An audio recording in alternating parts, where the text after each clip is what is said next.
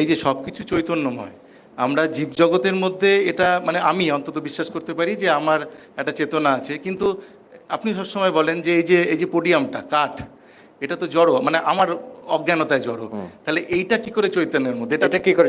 তাই জন্য বেদান্তের মেথড হচ্ছে ইউ স্টার্ট উইথ ইয়োরসেলফ। এই যে এইটা চেতন, এইভাবে আরম্ভ করলে কখনো হবে না।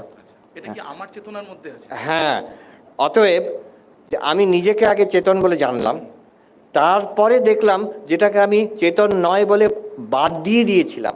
এই যে আমরা দৃগ্দৃশ্য বিবেক, পঞ্চকোষ বিবেক, অবস্থাত্রয় করে আমি শরীর নই, আমি মন নই, আমি বুদ্ধি নই, আচ্ছা আমি চেতন বলে বুঝলাম। তাহলে শরীর, মন, বুদ্ধি, এই জগৎ এটা কি? সেগুলো জড়। সেটা জড়ো আলাদা, নাকি সেটাও শেষ পর্যন্ত চেতন? সেটাও শেষ পর্যন্ত চেতন। এটা কি করে বুঝবো? স্বপ্নের দৃষ্টান্ত দিয়ে বোঝা যায়।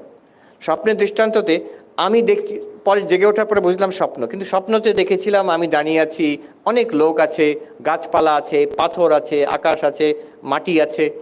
আমি ভাবতাম যে আচ্ছা আমি চেতন, ওই লোকগুলো চেতন, কিন্তু এই মাটি পাথর এগুলো কিছু চেতন নয়। হ্যাঁ, জেগে ওঠার পরে বুঝলাম যে যেগুলো যা দেখেছিলাম স্বপ্নতে সবটাই আমার মন। সে স্বপ্নতে মন বলে কিছু মনে হয়নি, সব কিছুই মনে হচ্ছে আছে বলে। জেগে ওঠার পরে বুঝলাম the mind itself had dreamed of the entire dream world. ঠিক তেমনই এটা দৃষ্টান্ত। এখানে কিন্তু মন এই সব কিছু হয়েছে তা বলছি না, এর মধ্যে অনেক ফিলসফি আছে, আইডিয়ালিজম আছে, সাবজেক্টিভ আইডিয়ালিজম আছে, কিন্তু এখানে আমি বলতে চাইছি যে সব কিছু চৈতন্যের মধ্যে আমার অনুভব হচ্ছে। ইনফ্যাক্ট বেদান্ত, এটা একটা গূঢ় কথা বলে রাখি, বেদান্ত যত আমরা বুঝবো তখন পরিষ্কার বোঝা যাবে এ সব কিছু চৈতন্যের মধ্যেই অনুভব হচ্ছে, চৈতন্য ছাড়া কিছু নয়। তিনটে স্টেজ দেখুন। Everything appears to consciousness, step 1। এটা কিন্তু আমরা সবাই একটু ভাবলে বুঝতে পারি, হ্যাঁ আমি চেতন আর আমার কাছে সব কিছু অনুভব হচ্ছে। 1 second step, very important but difficult, everything appears in consciousness. এটা কী করে বুঝবো যে এভরিথিং অ্যাপিয়ার্স ইন কনসিয়াসনেস?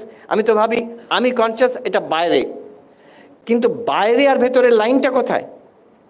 দেখান কোথায় আমার কনসিয়াসনেস শেষ হলো, কোথায় জগৎটা আরম্ভ হলো? দেখাতে পারবেন না। দেখবেন যে জগৎটা কিন্তু কনসিয়াসনেসের মধ্যেই, আমার অনুভবের মধ্যে জগৎ।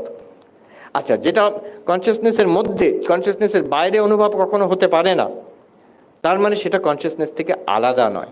দুটো জিনিস যখন আলাদা অনুভব হয় না, তখন বুঝতে হবে দুটো কিন্তু এক কোনো রকমে। এই যে আমার চাদরটা আর শার্টটা আলাদা, একসঙ্গে অনুভব হচ্ছে, কিন্তু দুটোকে আমি আলাদা দেখাতে পারি। কিন্তু এই যে টেবিলটা আর কাঠ, এই যে কাঠ আর এই যে পোডিয়াম, এই দুটো কিন্তু আলাদা নয়। আমি কাঠ শব্দ ব্যবহার করছি, এটা কাঠ, উড।